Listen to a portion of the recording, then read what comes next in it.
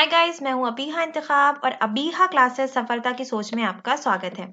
तो आज हम बात करने वाले हैं यूपी बीएड के बारे में जो 2022 का इसके एंट्रेंस एग्जाम्स के बारे में। कब आ रहा है यूपी बीएड का फॉर्म, क्या क्या योग्यता होनी चाहिए, आवेदन की फीस कितनी है, संपूर्ण सिलेबस और नेगेटिव मार्किंग है या नहीं है, और 1 साल और 4 साल के बीएड का ये क्या मामला है, इन सब पे हम इस वीडियो में डिटेल में बात करेंगे।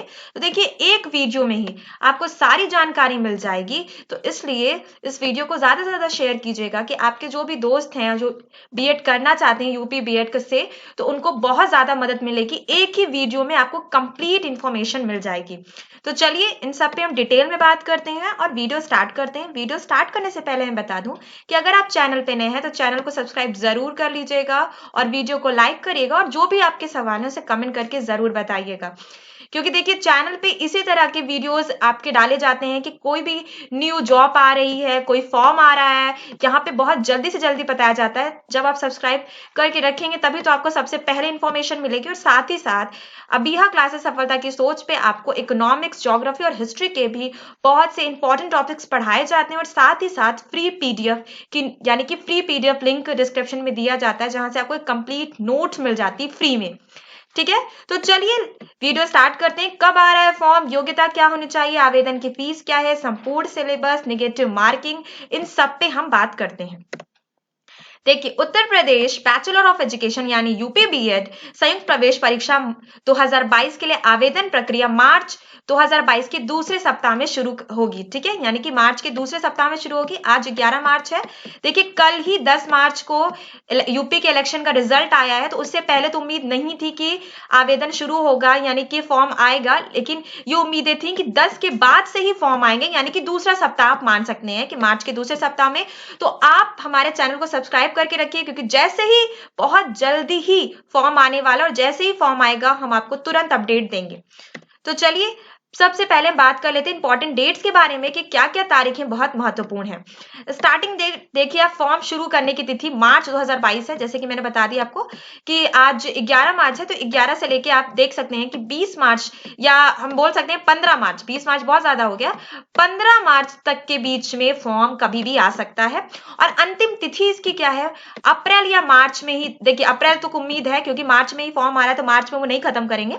अप्रैल तक जाएगी आपकी फॉर्म भरने की लास्ट डेट। और लेट फीस के साथ आप कब तक फॉर्म भर सकते हैं, तो अप्रैल में भी वो भर सकते हैं आप। और देखिए, एडमिट कार्ड की तिथि आपकी कब आ सकती है, परीक्षा से 2 सप्ताह पहले। और परीक्षा तिथि जून या जुलाई हो सकती है, तो उसके पहले। देखिए, कोई स्थायी डेट्स नहीं है, कोई ऑफिशियल डेट्स नहीं बताई गई हैं अभी यूपी बीएड की तरफ से, लेकिन ये एक अनुमान लगाया जा रहा है कि इसी हिसाब से आपकी डेट्स आएंगी। ठीक है, रिजल्ट कब डिक्लेयर हो जाएगा, जुलाई में, और सेमेस्टर आपका अगस्त में स्टार्ट कर दिया जाएगा, यानी कि आपका जो सिलेबस है वो अगस्त से पढ़ाना शुरू करवा दिया जाएगा। तो यहाँ पे देखिए सारे इंपॉर्टेंट डेट्स के बारे में बात कर ली कि मार्च में फॉर्म आ रहा है और मार्च से अप्रैल में, यानी कि अप्रैल आप मान सकते हैं, अप्रैल में लास्ट डेट हो जाएगी। तो देखिए, सबसे इंपॉर्टेंट चीज मैं बता दूं कि आप बिल्कुल लास्ट में फॉर्म भरने मत जाया करिए, क्योंकि कभी कभी ऐसा होता है कि साइट काम नहीं करती सही से, तो फॉर्म की डेट आगे नहीं बढ़ाई जाती कि साइट नहीं काम करी, एक हफ्ते पहले से ही साइट सही से काम नहीं करती, तो फॉर्म की डेट आगे नहीं बढ़ाई जाती, तो ऐसे नुकसान हो जाएगा आपको। आप जैसे ही फॉर्म आए उसके फर्स्ट वीक में कोशिश कीजिए कि आप फॉर्म भर दें। ठीक है, लेट फीस अप्रैल 2022 और परीक्षा के 2 सप्ताह पहले ही एडमिट कार्ड आपका आ जाएगा, तो काफी अच्छा खासा टाइम मिलेगा, लेकिन तैयारी आप अभी से शुरू कर दीजिए।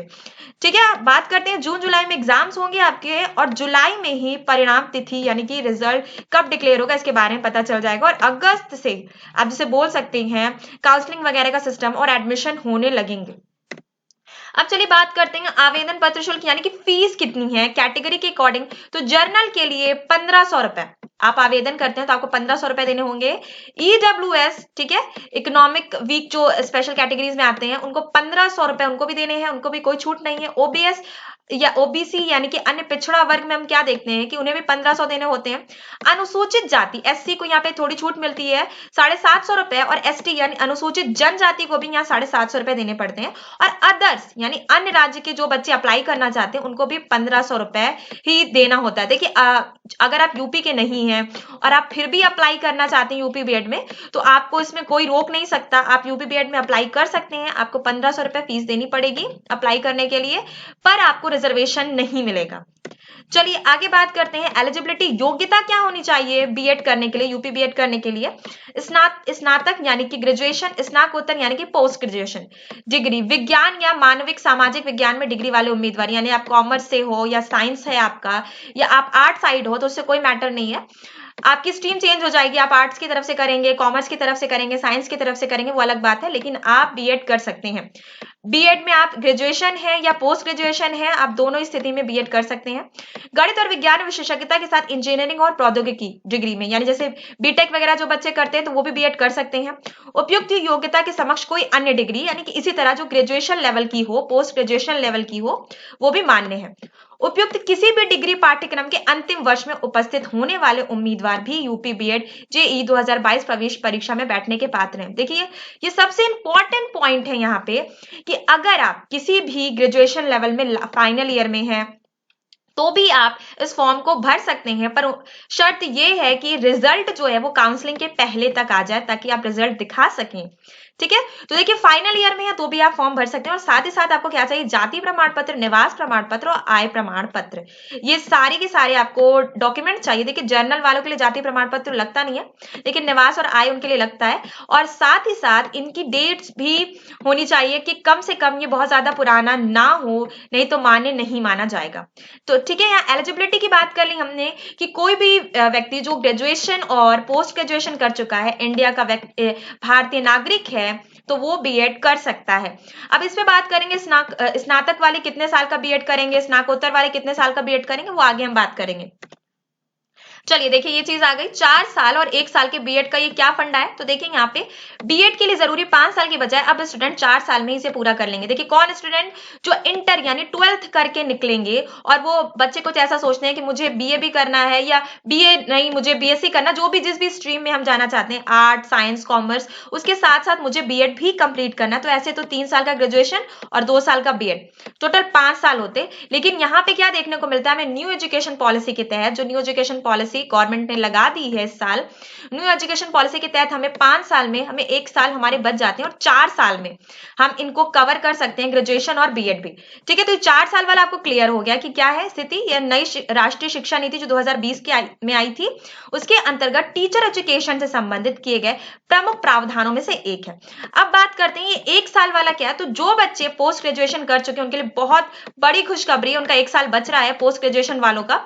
जो बच्चे पोस्ट ग्रेजुएशन कर चुके हैं यानी कि स्नातकोत्तर उत्तीर्ण कर चुके हैं, ऐसे अभ्यर्थियों को 1 वर्षीय बीएड करने की छूट देने का भी प्रावधान है। 1 वर्षीय बीएड, ठीक है, इनके लिए क्या है, 1 वर्षीय बीएड छूट का भी प्रावधान है। और देखिए यहाँ पे मान्यता में कोई कमी नहीं है। जो 2 साल के बच्चे बीएड कर रहे हैं और जो 1 साल बीएड कर रहे हैं और जो 4 साल बीएड कर रहे हैं, इनमें कोई अंतर नहीं है, सब के सब इक्वल हैं, बराबर हैं, मान्यता में कोई किसी के भी कमी नहीं है।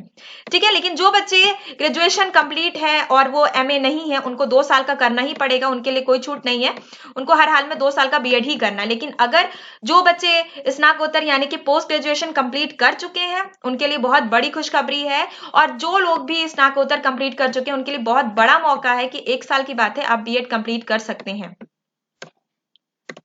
चलिए आगे बात करते हैं। यूपी बीएड प्रवेश परीक्षा में 2 प्रश्न पत्र होते हैं, तो उस पर हम बात कर लेते हैं, सिलेबस से बात कर लेते हैं। देखिए पहले प्रश्न पत्र पे हम यहाँ बात करें, पहले प्रश्न पत्र के विषय है सामान्य ज्ञान, इन पे हम अभी डिटेल में बात करेंगे। देखिए 100 अंक के होते हैं। दूसरा होता है भाषा, ठीक, एनी लैंग्वेज, वो आपके ऊपर है, आप हिंदी चूज करते हैं या इंग्लिश चूज करते हैं, तो उनमें आपके 100 अंक के होते हैं। वो हिंदी इंग्लिश दोनों नहीं आएगा आपको चूज करने के ऊपर है कि आप कौन सी लैंग्वेज चूज करते हैं। ठीक है, देखिए यहाँ पे कुछ इंपॉर्टेंट नोट्स से बात कर लेते हैं। प्रथम प्रश्न पत्र में पार्ट 1 अनिवार्य है, ठीक है, इसमें आपको हर हाल में इसको करना है और यहाँ पे आपको चूज करने का मौका मिलता है। पार्ट बी में हिंदी और अंग्रेजी में से किसी एक को आप चुन सकते हैं।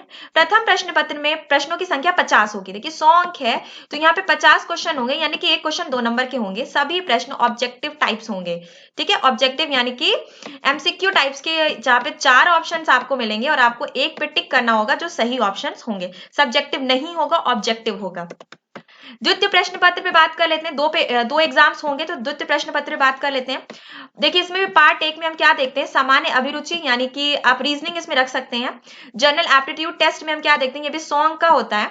बी में हम क्या देखते हैं, पार्ट बी में विषय योग्यता, आप कला से हो, विज्ञान से हो, वाणिज्य से हो, कृषि से हो, आप जिस भी स्ट्रीम से हो उसके क्वेश्चन आपके पूछे जाएंगे 50। ठीक है, तो देखिए यहाँ पे आप देख सकते हैं कि द्वितीय प्रश्न पत्र में प्रश्नों की संख्या 50 होगी और सभी प्रश्न ऑब्जेक्टिव टाइप के होंगे। यहाँ पे ए अनिवार्य है, यहाँ पे कोई चूज नहीं है, जैसे कि उसमें भी फर्स्ट पेपर में भी ए अनिवार्य था सामान्य ज्ञान, उसी तरह रीजनिंग इसमें भी जो जनरल एप्टीट्यूड टेस्ट है फर्स्ट आपके लिए अनिवार्य है। सेकंड में हम विषय योग्यता, हम जैसे अगर हमने ग्रेजुएशन में हमने बीए किया है तो हम कला के क्षेत्र में जाएंगे, एमएससी किया है तो हम बीएससी किया है तो हम विज्ञान के क्षेत्र में जाएंगे, और अगर हमने बीकॉम वगैरह किया है तो हम वाणिज्य के क्षेत्र में जाएंगे। वही चीजें यहाँ पे हमें देखने को मिलती हैं। अब बात करते हैं, देखिए सामान्य ज्ञान जो फर्स्ट पेपर का था हमने उस पर बात कर ली, उसमें क्या किससे किससे क्वेश्चंस बन सकते हैं, इतिहास, भूगोल, राजनीति, सामाजिक मुद्दों से संबंधित प्रश्न आ सकते हैं, सामान्य विज्ञान, पंचवर्षीय योजनाएं, सामयिकी यानी करंट अफेयर्स आप जिसे बोल सकते हैं, अन्य विविधित यानी प्रश्न। ठीक है, तो जैसे कि भारत में प्रथम, विश्व में प्रथम, इनसे विविध के प्रश्न आ सकते हैं। सामयिक घटनाएं यानी कि करंट अफेयर्स, पंचवर्षीय योजना, सामान्य विज्ञान पे क्वेश्चंस आपके आ सकते हैं। सामान्य विज्ञान में यही यानी जर्नल जो क्वेश्चंस आपके आएंगे जनरल एजुकेशन के, तो इसी टॉपिक्स पे आपके जनरल एजुकेशन के क्वेश्चंस आएंगे। चलिए आगे बात कर लेते हैं, इंग्लिश लैंग्वेज में क्या आएगा, reading comprehension, fill in the blanks, error corrections, synonym and antonyms और one word substitutions, spelling errors, items, इसी तरह के क्वेश्चंस आपके इंग्लिश लैंग्वेज में आएंगे अगर आपने इंग्लिश लैंग्वेज चूज किया है तो।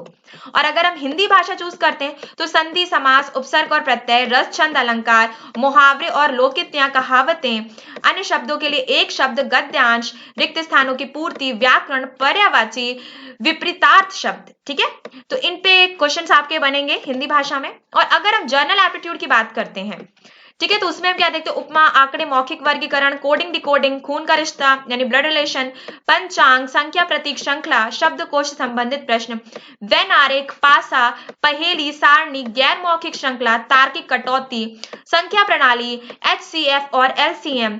ठीक है, अंकगणितीय समस्या, समय, दूरी, लाभ और हानि, समय और कार्य, उम्र की समस्या, साधारण और चक्रवर्ती ब्याज आदि।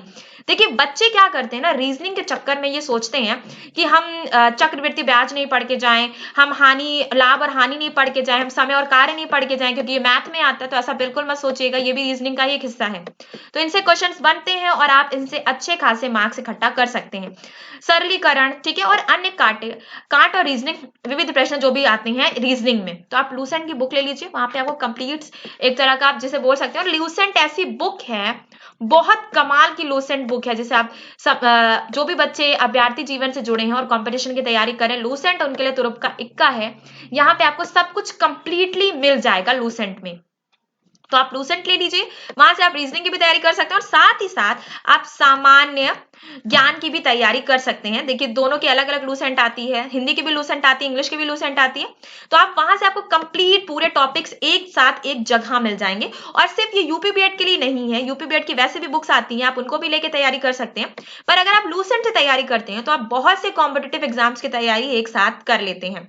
अब बात कर लेते हैं, हमारा लास्ट प्रश्न क्या था, निगेटिव मार्किंग है या नहीं है, तो बिल्कुल निगेटिव मार्किंग है। निगेटिव मार्किंग है तो इसलिए सोच समझ के आंसर आप सही करके आएंगे। 3 क्वेश्चन अगर आप गलत करते हैं तो एक सही क्वेश्चन के मार्क्स आपके कट जाएंगे। तो निगेटिव मार्किंग है तो सोच समझ के, जैसे आप बोल सकते हैं फूक फूक के कदम रखना, तो फूक फूक के आप टिक करिएगा। निगेटिव मार्किंग है, यहाँ पे 3 क्वेश्चन गलत करने पे आपके एक सही जो आंसर है उसके मार्क्स कट जाएंगे। तो देखिए आप सामान्य ज्ञान में, इसलिए कहते हैं ना सामान्य ज्ञान में आप ज्यादा रिस्क नहीं ले सकते और सिर्फ आप सामान्य ज्ञान के भरोसे नहीं जा सकते एग्जाम देने। तो यहाँ पे आप लैंग्वेज, आप जो भी लैंग्वेज चुनते हैं, हिंदी या इंग्लिश, उस पर मेहनत करिए आप, और साथ ही साथ आप रीजनिंग पे पकड़ मजबूत कीजिए। यही आपको यूपी बीएड में जो आप पास करा सकती है, आपको यूपी बीएड का एंट्रेंस पास करा सकती है। और साथ ही साथ जो लास्ट आपका आता है कला वर्ग, या आप विज्ञान वर्ग से हो या वाणिज्य से हो, उसमें भी आपके मार्क्स अच्छे खासे मिल जाते हैं। सामान्य अभिरुचि में जैसे कि मैंने बात की कि रीजनिंग में भी, रीजनिंग तो बहुत अच्छी चीज है, साथ जनरल एप्टीट्यूड के जो क्वेश्चंस आपके बनते हैं। और बात कर लेते हैं सामान्य ज्ञान, इसमें मैंने भी बताया कि ठीक है आप इसमें तैयारी कीजिए, लेकिन सिर्फ इसके भरोसे आप करंट बहुत अच्छे से पढ़िए। देखिए अगर आपने करंट बहुत अच्छे से पढ़ लिया ना तो आपकी बहुत सी उम्मीदें हैं कि सामान्य ज्ञान में आपके बहुत से क्वेश्चन सही होंगे, क्योंकि करंट से क्वेश्चन ये बहुत ज्यादा देते हैं। तो यहाँ पे मैंने बहुत से इंपॉर्टेंट पॉइंट्स, यानी कि मैंने तो पूरा खत्म करवा दिया, समझ जाइए कि आपके यूपी बीएड के जितने भी डाउट्स थे वो सबके सब समाप्त हो चुके हैं कि 4 साल का करना है कि 1 साल का करना है कि 2 साल का करना है। और जो बच्चे ये चाहते हैं कि वो एमए कर चुके हैं और वो 2 साल का बीएड करना चाहते हैं, वो 1 साल का नहीं करना चाहते, तो वो भी कर सकते हैं। बस ये शर्त है कि आप जो एमए की मार्कशीट्स हैं उनको आप जो आवेदन आपका होगा उसमें आप फिलअप नहीं करिएगा, उसके बारे में डिटेल्स मत लिखिएगा, बस ग्रेजुएशन तक की डिटेल्स उसमें फिलअप करिएगा, तो आपको 2 साल का बीएड करने का मौका, यूपी बीएड करने का मौका मिलेगा। ठीक है, और अगर आपने एमए किया है तो आप फायदा उठाइए ना, 1 साल का बीएड कीजिए, आप 1 साल आपका समय बचेगा, आप उसके लिए कोई और तैयारी करिएगा। ठीक है, तो यहाँ पे योग्यता पे हमने बात कर ली कि योग्यता क्या होनी चाहिए, किसी भी क्षेत्र में ग्रेजुएशन और पोस्ट ग्रेजुएशन आपका कंप्लीट होना चाहिए, और न्यू एजुकेशन पॉलिसी के तहत अगर आपका इंटर भी कंप्लीट है तो आप 4 साल का बीएड कर सकते हैं। ठीक है, आवेदन पत्र शुल्क पे हमने बात कर ली, किसकी फीस कितनी है, अन्य राज्य वाले भी यूपी बीएड का फॉर्म भर सकते हैं पर उनको भी 1500 रुपए देने पड़ेंगे। ठीक है, जो डेट्स है उसमें बात कर ली कि फॉर्म कब आ रहा है, तो मार्च 11 से 15 तक आप डेट अच्छे से सरकारी रिजल्ट.com पे भी आप जाके चेक कर सकते हैं, और हमारे चैनल को आप सब्सक्राइब कर लीजिएगा तो आपको तुरंत इंफॉर्मेशन मिलेगी, तुरंत वीडियोस बनाए जाते हैं। ठीक है, और इसमें डिटेल्स में मैं बताऊंगी कि आप किस साइट पे जाके फॉर्म भर सकते हैं, क्या क्या चीजें मांगी जा रही है, वो सब कुछ मैं बताऊंगी आपको।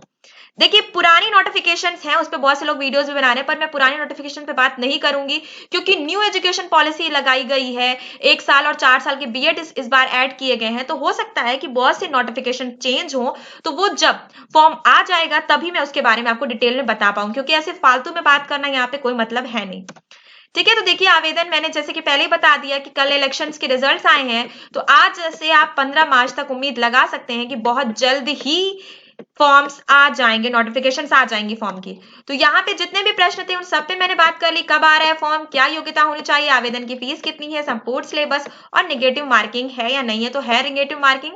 3 क्वेश्चन आप गलत करेंगे तो 1 सही के मार्क्स यहाँ पे कट जाएंगे, तो ऐसा वीडियो आपको नहीं मिलेगा कि एक ही वीडियो में सारी इंपॉर्टेंट चीजों पे हमने यहाँ पे बात कर ली। तो यूपी बीएड के जितने भी डाउट्स होंगे इस वीडियो को देखने के बाद आपके क्लियर हो चुके होंगे। तो अगर आपके दोस्तों को भी कुछ डाउट है तो इस वीडियो को शेयर कीजिएगा कि उनके भी डाउट्स क्लियर हो जाए। तो वीडियो देखने के लिए बहुत बहुत थैंक यू।